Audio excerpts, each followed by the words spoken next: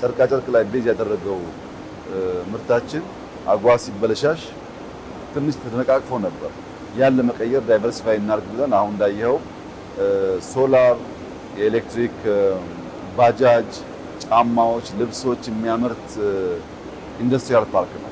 30ም ሼድ የተለያየ ምርት ያመርታል። ዳይቨርሲፋይድ ሆኗል። ያ አንዱ ገበያ ቢበላሽ በአንዱ ለመቀጠል እድል የሚሰጥ ስለሆነ በጣም ጠቃሚ አፕሮች ነው። ይሄኛው በቀደም ሐዋሳ ላይ እንዳነሳሁት የሶላር ሴል ማምረቻ ፕላንት ነው።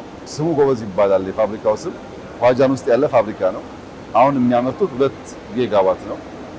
ሁለት ተጨማሪው ፌስ 2 ደግሞ 2 ጊጋዋት በቅርቡ ይጀምራል። በሚቀጥለው ዓመት እሱም ያልቃል።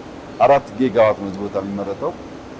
ሶላር ሴል እንግዲህ በአጭር ጊዜ የጀመርነው ዓመት ገደማ ቢሆን አጠቃላይ ስራ ከጀመር አሁን በጣም እየሰፋ ነው ያለው።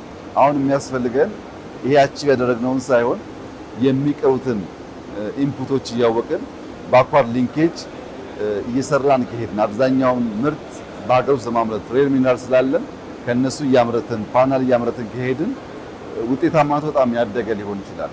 አሁን የተገኘው ውጤት በጣም ኢምፕሬሲቭ ነው።